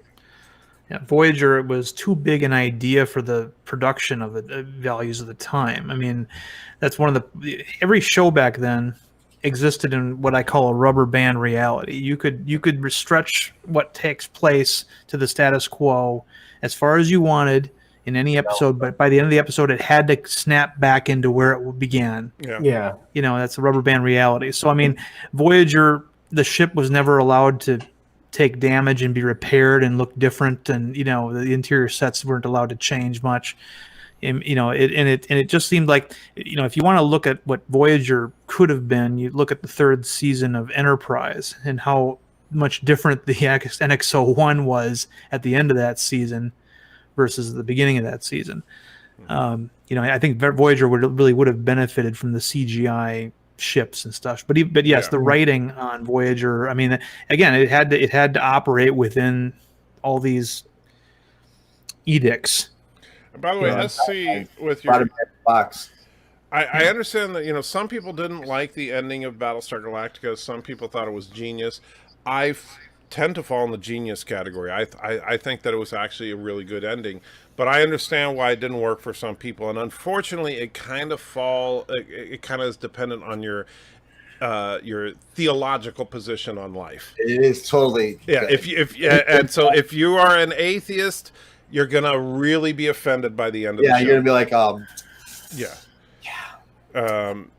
but if you're it doesn't really matter if you're a Christian specifically, but if you are a theist of some kind, then you're gonna appreciate that ending a little bit more. And I think, and because of the fact that they ultimately do answer the bigger question, that through most of the series you're wondering, are these people crazy or are they seeing things? And the only thing that they don't answer, and Ronald Moore came out, and I thought it was hilarious when he came out. It was like, they have a plan. There was never a plan. Well, no, they had that. If you ever saw the plan, it was such a disjointed mess. But yeah, they had a plan, but their plan was stupid. Their plan was, hey, let's kill everybody. Everybody was like, Ronald, so what the fuck is the plan, man? And he's like, to be honest, that was just something they put in there. We didn't have a plan at the time. We were just writing at the seat of our pants. I think their plan was taken from Bender B. Rodriguez: kill all humans. That was their plan. I hope you don't kick me off the panel here, but I never got in Battlestar Galactica. But I mean, Dark Matter, I dude. quit it. I on the haven't. I first haven't seen episode. it. I haven't seen it either. I When mean, I they haven't seen connected BSG those two really, Darren? computers together, and they said, "Oh no, we can be hacked now," I turned it off and never looked back. It pissed me off too much. Well, I mean, like you were saying earlier, Dark Matter. If you guys get a chance to watch Dark Matter, is phenomenal. I mean, Oh yeah, that Which- shit went way further than it did, and now I'm kind of pissed that got canceled, and it didn't get picked up. And Killjoys got picked up because Killjoys first couple seasons were good, but the rest of it is just fucking horrible. And it's just like they got renewed when Dark Matter didn't, and it should have. And now we're stuck on that hanging, like the cliffhanger. I was really invested in Dark Matter up into the third season. I was just like, fucking. I mean, just because some of the premises, like Android, kill them all. That's the fucking one. It's like the best fucking. It's so great. Every character on the show was great. I mean, it was good. But as I said, those are the guys from Stargate. So there's a guy in chat. I'm sorry if I mispronounced your name, man. Bizopoulos. He's saying that Dark Matter is episodic with an arc, which is. I might say is splitting hairs about being a serialized, continuous story. To say it's episodic with an arc. Well, episodic with an arc is what you could call Deep Space Nine as well. Or normal. Yeah, or Enterprise third season. It's Or even SG1 is what I'd call episodic with an arc, where every 5 episodes you say, "Oh, and by the way, remember this thing going on? It's still going on." Well, I mean, Dark Matter is like very good at doing that. They are phenomenal at showing you, hey, we're taking on this story that happened 5 episodes ago, and they show you like a couple clips from that story, and then they continue the story. But SG was phenomenal at doing that and keeping in the But loop. I would say that Dark Matter is very much you need to watch the shows that came before it. Like, you can't just pick like Stargate. I can pick a show at random, and maybe I'm confused why Daniel's dead or back, but that's the oddball episode. Most of the time, it's hey, here's a show. Oh, it's great. I love it. Like that's what I'd call episodic with an arc. Well, it's a mix of serial and episodic. You know what I'm saying? Serial, non-serial. It's mixing it up where you'll have a serial arc from here to there and then a bunch of filler episodes. You know what I mean? Yeah. But that's how, Deep Space Nine is the best example of that, to be honest with you, because it's like there are episodes that feed into the arc and there's episodes that just are one-offs. And I think with Picard, I mean, like today's episode, I just about could have watched today's episode without seeing the first 3 episodes, and I don't think I'd be too bad off for it. Well, I mean, with these 10-episode seasons, I mean, everything's serial now, so they're not going to lead up to a point. They're not going to have a point where it's going to be like we're going to have a filler episode, because I mean, you only got 10 episodes to work with, and it's one story. And if you don't do that story that season, you're pretty much screwed. You had a lot more time to tell a story with a 26 episode season and then lead up to a big part at the end. You know what I'm saying? Into a cliffhanger or something. Now it's like every fucking episode's a cliffhanger. And if you're not hanging onto your seat and watching, you kind of miss it. It really is. That's just how today's TV. As production values went up, episode count went down. and that's just the value of money. That's just how it is today. I mean, every episode. I mean, The Expanse, The Oracle, it's going to be 12 to they're like 10 to 15 episodes at max. See, I'd almost want a reduced production budget for increased episodes, because I do think that's one thing. When I get to the end of Picard, I'm going to go, you know what? One thing this series needed is 5 more episodes. Yep.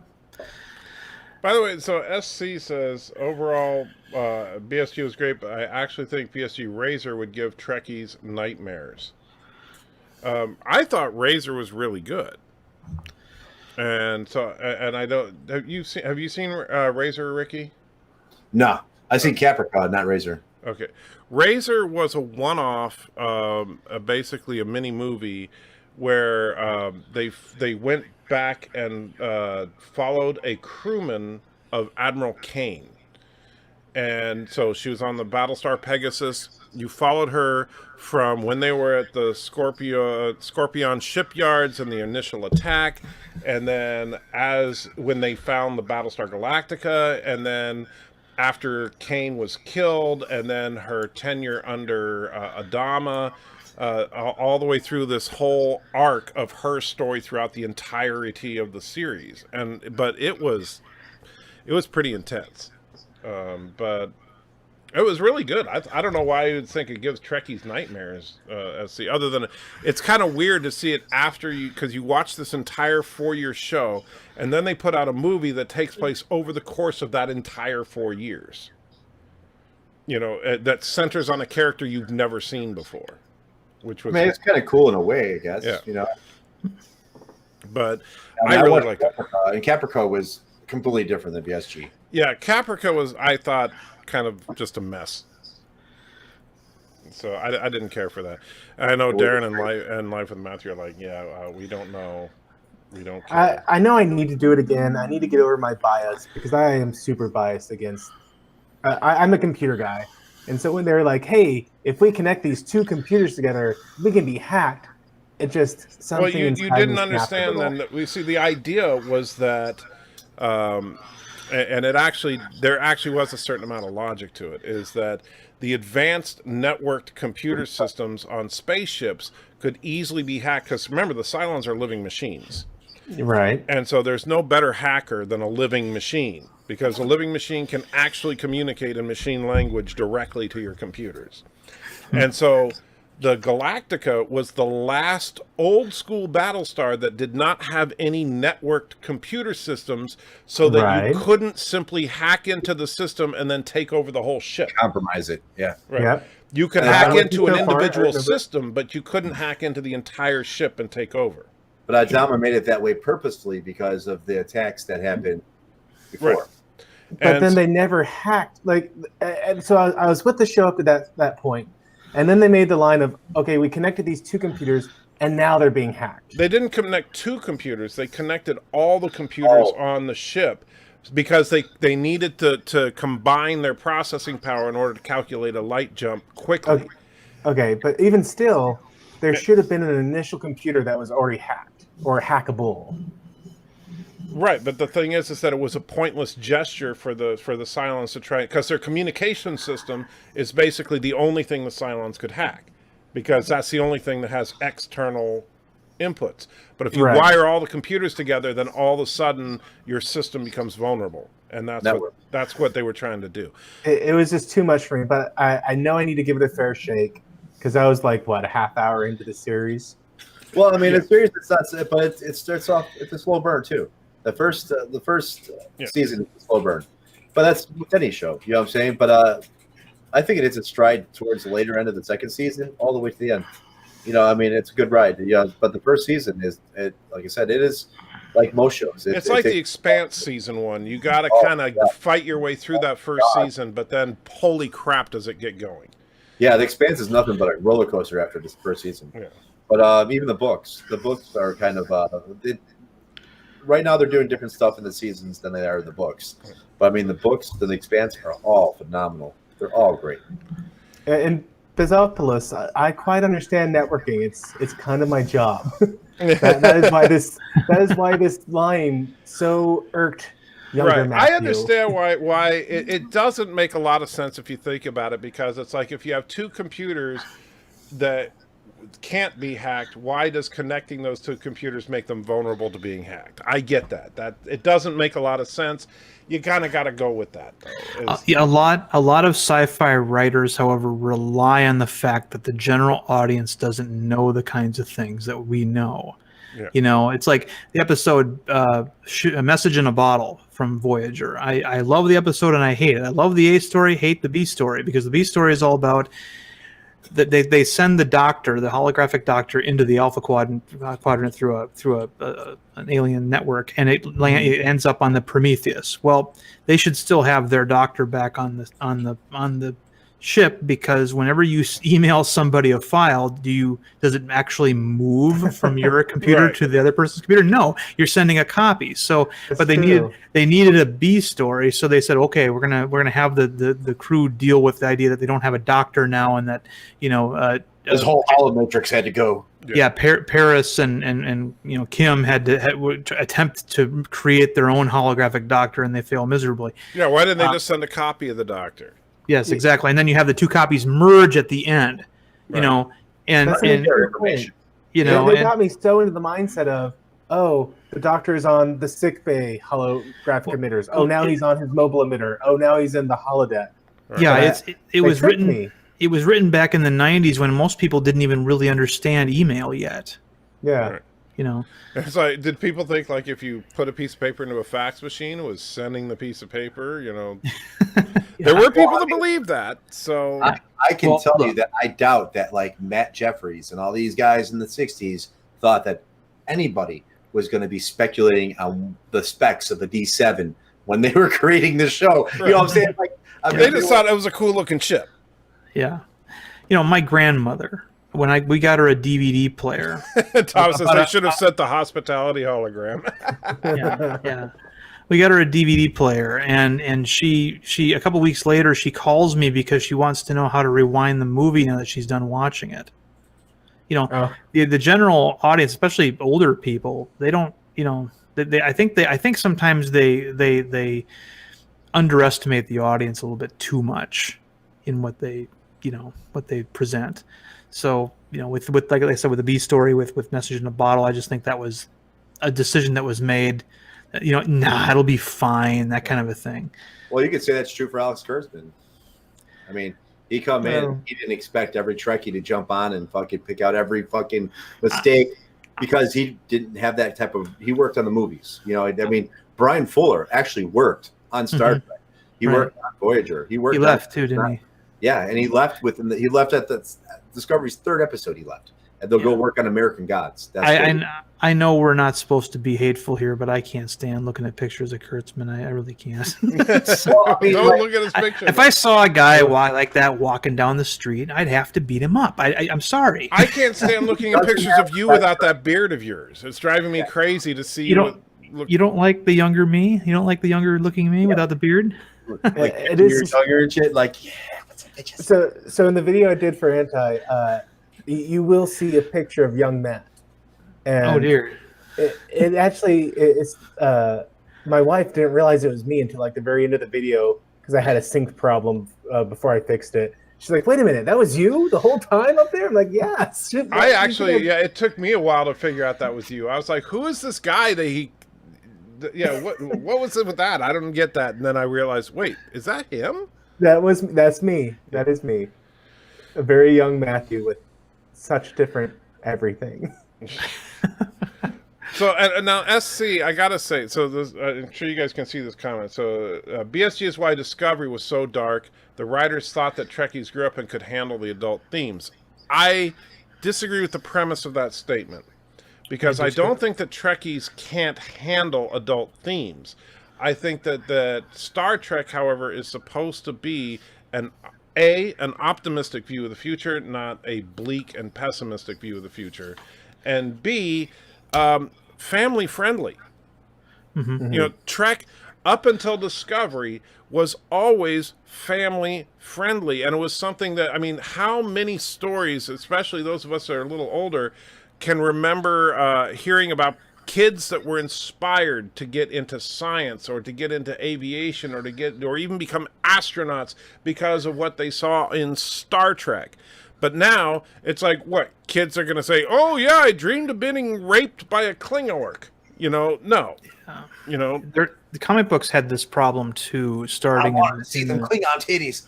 yeah, starting in the 1980s and into the 90s particularly, where the idea that the fandom wanted their comic book characters to age with them and to mature with them, and didn't want to leave them at the level they were at when they read them as kids. And I think Star Trek, at least the makers of this show, seem to think that we want it to mature along with us. right. And we're like, no, we want it to stay the way it was, and we'll, and we'll still enjoy it. You know, it doesn't have to get cynical like we've become cynical in our old age. I mean, it can be that innocent thing that it was before. Right. And it's okay to improve, like right. if you improve the visual effects, you improve the fight choreography, you improve the acting caliber and stuff like that. Yeah, that's all great.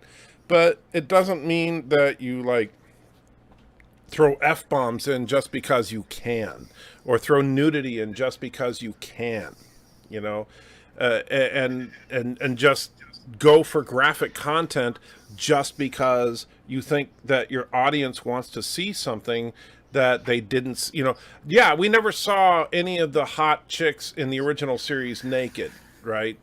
But that's not what made the show, great or bad. Practically did with Troy. Yeah. A little bit of cleavage there, but yeah. And like that sheer negligee she had, there was nothing left for the imagination in that outfit. What time is it in your time zone, Ricky? 12:25. And your kid's up? He goes to bed at like 1:30. Dang. Wow. Well, I mean, that's like weird because like last year his school started at 7:15 in the morning, and this was before he got into middle school. But middle school starts at 9:30 in the fucking 9:30. I was like, Wow. That's just so late. You know what I'm saying? Like, Yeah. so I mean, like, Half the day's over. Yeah, if he wants to go to bed at 1:30, he's got to. I mean, he gets his 7-8 hours of sleep and still goes to school at 9:30 a.m., which is weird to me. For the last 10 years of my life, I've been taking him to school at like 7 a.m. You know what I'm saying? Right. Like, but it was like this. Like, they're like, well, school starts at 9:20. I'm like, I get to sleep. What? What is this? What state are you in? I'm in Florida right now. Okay, that's right. You said that. Yeah. I forgot. So you guys just have late schools in Florida, I guess. It's just weird. No, it won't mean his school right here before he got into middle school. It was 7:15 in the morning. I had to be there. You're in Florida and Central Time? Yeah. Well, Florida, half of Central. Well, the top half of Florida in the Panhandle is Central. As soon as I go 3 hours east of myself, like if I hit like Jacksonville, I'm in a different time zone. So that's Are you underneath Georgia? Alabama. Alabama. Okay. Yeah. Yeah. Alabama. I mean, I go through Alabama when I go back up to Chicago. It's a direct straight shot north from here to Chicago. But I end up going through Indiana, and while I'm in that part of like Louisville, like the time actually goes forward an hour, and then by the time I get to Northern Indiana, it goes back. So I go through this one little area where the time does change. I had forgotten that Florida came that far west.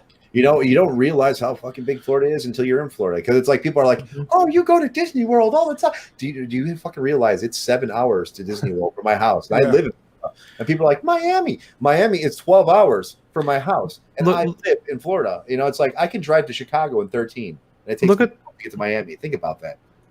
Yeah, look at the map. Florida is America's Wang. It is. It totally is. No. I think actually Patton Oswalt nailed it. It is not. It is a big sweaty ball sack. And America's Wang is this little limp mane. And I live in the very upper part of ball sack. Yeah. And Mark McManus, yes, move to Texas. That is the place to be. Well, I like Tennessee. Texas is a very important state. My aunt moved to Tennessee. She fucking loves it out there. She grew up in the city her whole life. I like the shape of Tennessee. Yes, the skillet. I like driving through Tennessee. Yeah. See, Texans are Tennesseans who are just too cool for Tennessee anymore. Yeah, I mean, it's my aunt was 100% born in the concrete jungle with me in Chicago, and now she moved to a farm with chickens in Tennessee, and she fucking loves it. She's like a pig in slop, but she fucking loves it. But then again, our taxes in place and how much it costs to live in Chicago versus where she lives now is quite drastic. It's like our taxes up there were like $12,000 a year, as where the taxes on her house in Tennessee are like $426 a year. I mean, it's like it's a crazy comparison, but I mean that's the reality of it. So she came down to Tennessee and she's like, I'm going to retire here because my taxes are paid for the rest of my life. You know what I'm saying? I mean, like. And that's just how it is. But it's so dirt cheap. And she's got a beautiful 3-bedroom house for like $426 a year. And that blows my mind because it's like you can't even touch any house in Illinois, especially where we live. And your taxes will be at least $3,000-$4,000 a year. Oh, and that is a problem that we have in Texas. We do property tax. It's and ridiculous. We can literally tax people out of their homes so they live in their whole life. Because the area around it gets better. And all of a sudden, the home that you bought, and here's $1,000 a year in property taxes, now $5,000 a year. Right. Yeah, I mean California and Chicago are two of the worst. That's so far. And it's Sci-Fi Nation brought up Galactica 1980. I will tell you, I only watched one episode of that, and it had a Chips reference in it, and that's when I stopped watching it. I watched the whole thing, and it is It doesn't get any better. It was hard to get through. It really is. It is tough to get through. It's like the first 3 seasons of SG1. Wow. No, I'm sorry, but I'm sorry that there's nothing in SG1 that is even as remotely as bad as Galactica 1980. Oh, absolutely. I mean, SG1 is way a step above. But I mean, those first 2 seasons are slow for me to get through. Well, SG1, it takes a while to build up, but at the same time, it's not bad. It's just kind of slow. Yeah, it's not like, I mean, even graphically, it's not. It's superior, obviously. But I mean, even the flying motorcycles and the funny thing is, it's like in Galactica 1980, which is supposedly a sequel to Battlestar Galactica, but everybody from the original is dead except for Adama. You know, Adama, the oldest guy on the planet, is the only one still alive. Everybody else died of old age or something, and it's amazeballs. Yes. Well, I mean, like in 2004, it's like they give the intonation that it's going to happen all again. Yeah, it just reboots every time. So you go 100,000 years and it reboots, 100,000 years and it reboots. Somebody mentioned in the chat about how Deep Space Nine had sexual ideas in it too, and it's like, yeah, and Data often talked about how fully functional he was. The difference between that and Discovery is that even though the adults knew that some of the programs in Quark's holosuites were kind of spicy, titles like Vulcan Love Slave Volume 7 and stuff like that, they didn't actually show us what was going on in them.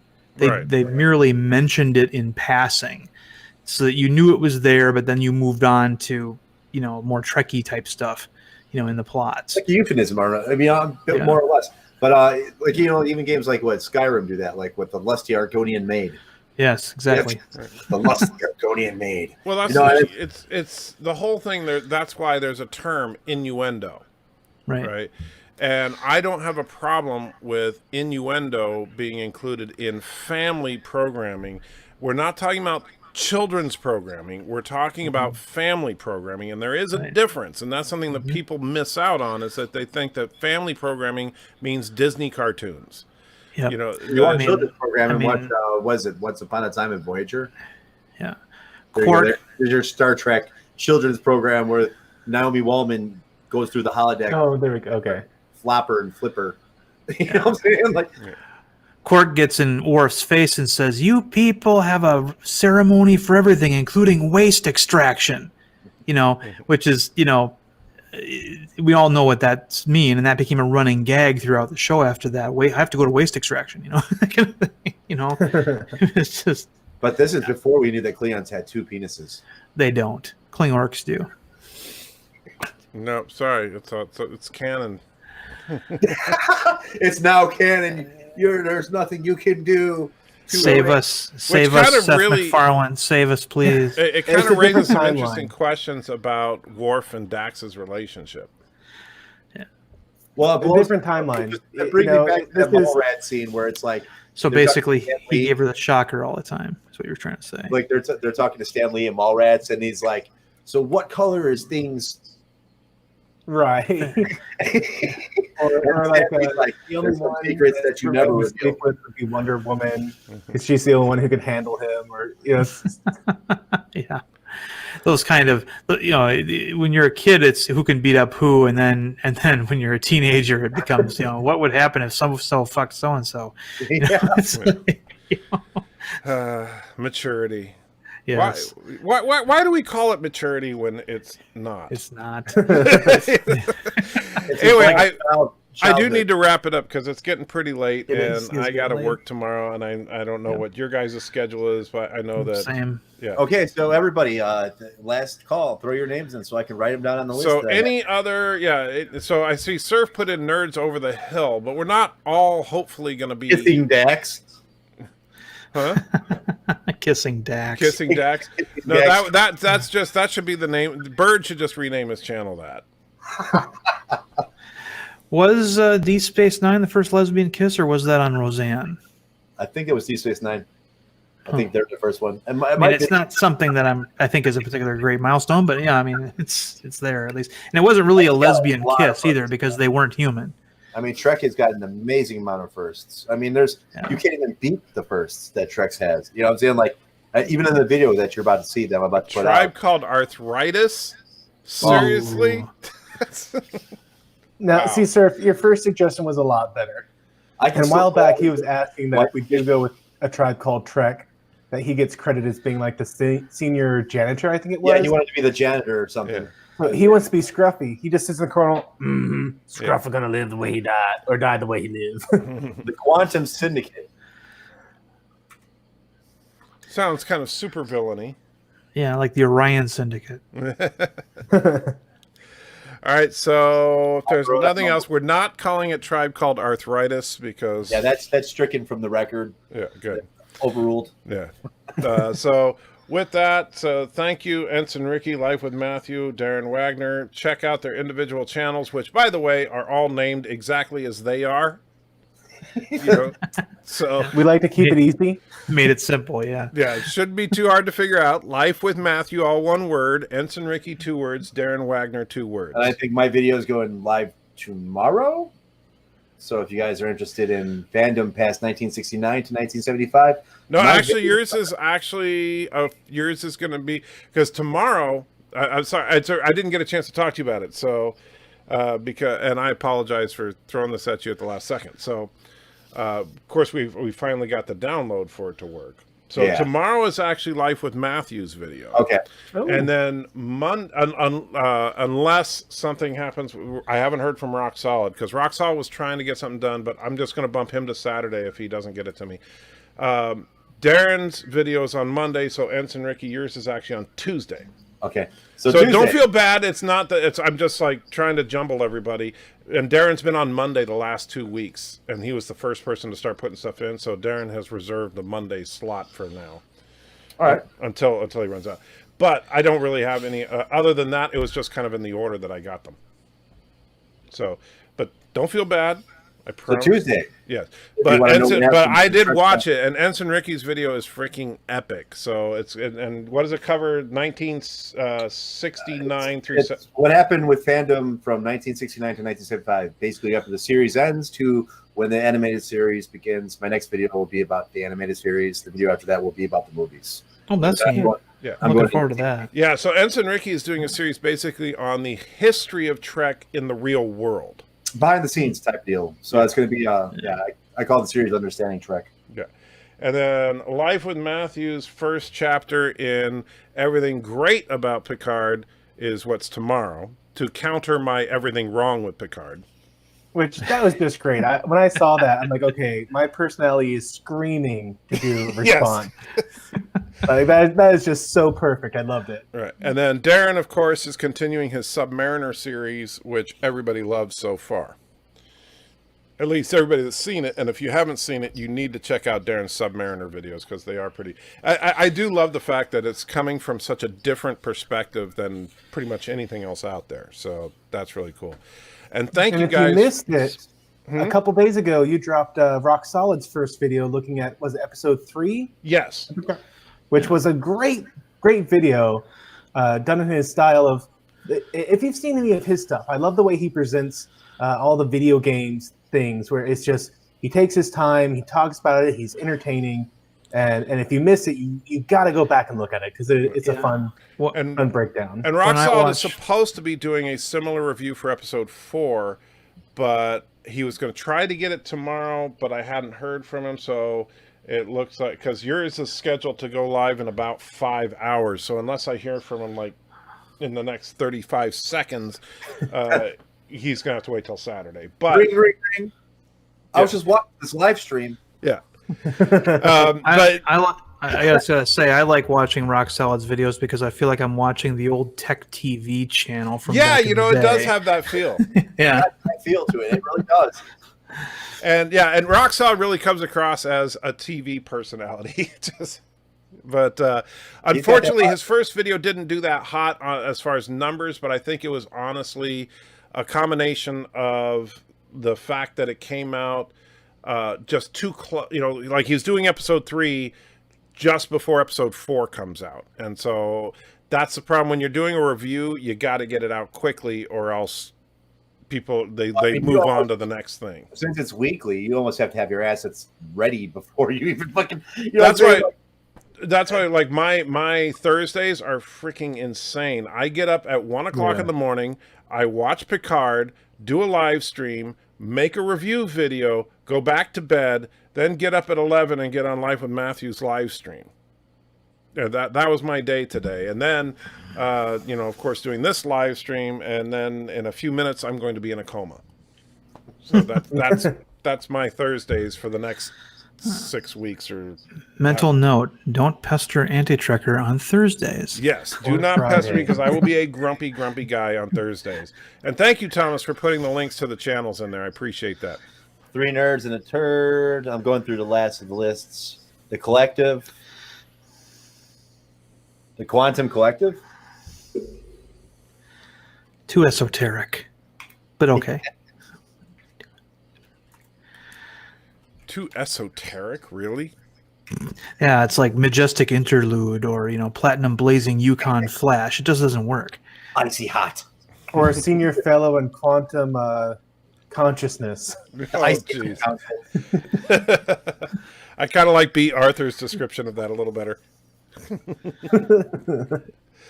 Oh, man. How do you... and I don't even know how you're going to defend this, because which I haven't gotten to yet, but when they get into the whole thing about synthetics being banned, how do you defend Dodge being a fellow in cybernetics and quantum consciousness when cybernetics are banned? Yeah, it's easy. You ignore that and move on to the next great thing. Well, we got karate, and she's still doing it even though her banned. Well, so cybernetics are banned, so no more, artificial limbs for amputees. Well, maybe the production of cybernetics is banned, but not the study. No, but here's the thing. She was called in as a fellow to the Daystrom Institute, and in the same episode, Picard goes to the Daystrom Institute, where there's a huge empty room where her department used to be. Yeah. Why are you bringing in fellows to come to an empty room and do nothing? To get them coffee, of course. Yeah. I don't even understand the point of the Daystrom Institute anymore. I thought it was 100%. Oh, yeah. I don't know. The thing that gets me, it's like, do you think the Federation would move so quickly to ban synthetics? Like they wouldn't do investigations or something into the event, then just straight out be like, oh, this happened. Fuck y'all. Banned. Well, that's the most logical. For example, after 9/11, didn't we ban Muslims? Oh wait, no, we didn't. No, we didn't. Yeah. No. Sorry. We banned a bunch of sharp objects on planes and buses, and I mean, people took it upon themselves to ban Muslims. Some did, you know what I'm saying? But I mean, like, as far as like federally, no, absolutely not. But I mean, it just blows my mind because like anytime something big goes down like that, the Federation does extensive fucking information and studies and all this shit to see what went down. Not like it's like, oh shit, this event happened. Well, we gotta fucking cut off that whole sector. We ain't going there. I hate you for mentioning that because it's like now we're talking for a minute again. But this is what Matthew and I were talking about this earlier. It's like you could never end a live stream. But yeah, it really does seem kind of weird that I mean, especially from what we saw from the conversation with Picard and Dr. What's her name, that they didn't have any sentient AI at that point. That Data was the only, and Lore technically were the only sentient AIs ever created. And these on Mars, I mean, so these slave workers basically. Yeah, right, fate but if all the androids on Mars were non-sentient, they were basically just simple robots. Wouldn't they immediately know that someone had to have hacked them or something? I mean, given that these robots probably perform tasks for God knows how many years, right? And we're just like, and just one day shit goes awry, and they're like, "Fuck it, ban all synthetics." Yeah, fucking done. And not just that model, but all synthetics are now banned. Yeah, I mean, it makes absolutely no sense to me. I think they're trying to allude that maybe there was a governmental change in place at that time that maybe we were already infiltrated and they were quick to do the ban because of the infiltration into the Admiralty. And I will say this again 100 times, that Starfleet's worst enemy, period, it doesn't matter, is its own Admiralty. There are more episodes where admirals go fucking AWOL and fuck shit up than we get of the Borg or fucking Dominion or fighting anybody else. You know what I'm saying? I mean, I don't know. And that is the irony of it, is that like people that say this isn't Star Trek, it's like, please show me a decent number of competent Starfleet admirals. You know, I mean, it's impossible. I Ross, Nechayev. Yeah, she's the only one. She is really the only one. And fucking the one that worked with Cisco. Fucking what's his name? Ross, Admiral Ross. Yeah. But like most of the time, when you JP. see, if you see an admiral or you see a commodore or you see any kind of flag officer, 9 times out of 10, that person is either incompetent, insane, or just plain broken. Or it's just, he's the main bad dude of the story. Right. Guaranteed. I mean, the drumhead, I mean, it goes on forever. Conspiracy. Insurrection. Insurrection. I mean, there's tons. All the way back to like the Doomsday Machine and Decker, so He was a Commodore, though. I said Commodore. Oh, I'm sorry. I said, and Commodore is a 1-star admiral anyway. We know that. So now it is, yeah. Yeah. So, but I'm just saying, a Commodore and higher in rank, they're always crazy or evil or compromised in some way. Yeah, find a benevolent. I'm actually going to go and count every episode where the admiral is the enemy, and compare it to the Borg or 8472. Yeah, or see what the casualty list is. See what the casualty list is, or see what the blame list is. See if we get more. If Starfleet actual worst enemy is its admiralty. I mean, it'd be an interesting video. I'll probably do it. That'd be cool. I'd like to see that. Yeah. All right, guys. No, I'm really going to wrap it up this time. So you guys shut up for a minute while I play the end credits, and then I'll see if I can figure out how to end this live stream with everybody on it. And somebody just dropped off. Oh, I think that was Darren. So Darren just quit. He's a jerk, I guess.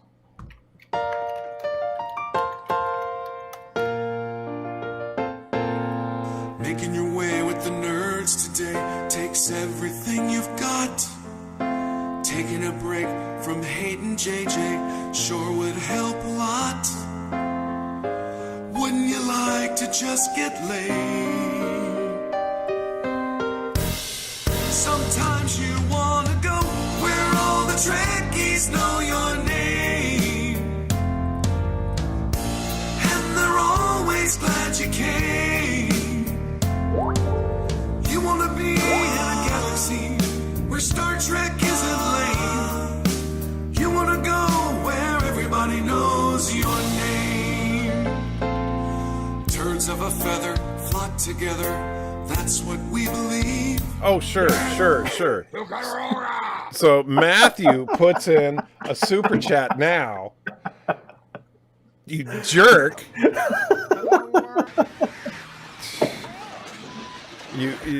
So I'm sitting there going, okay, it looks like we're gonna actually get out, and a person on the panel puts in a super chat.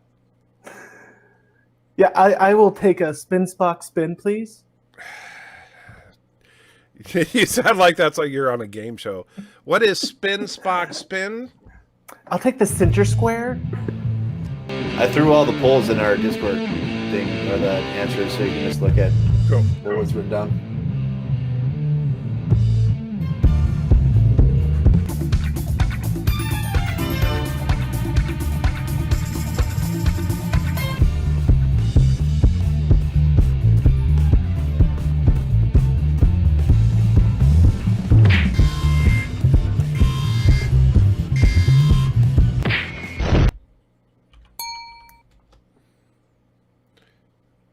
All right, so now we're going to finish the...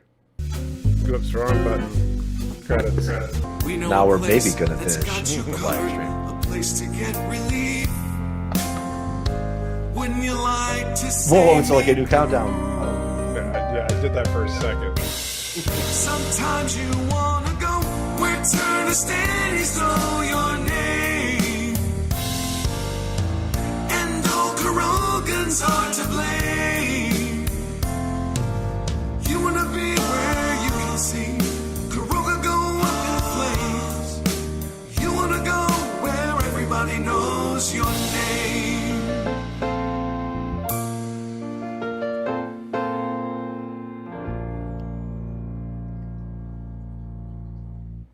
You son of a bitch, anti-tracker! Ah, yes. What stream is complete without hearing Bird of Prey?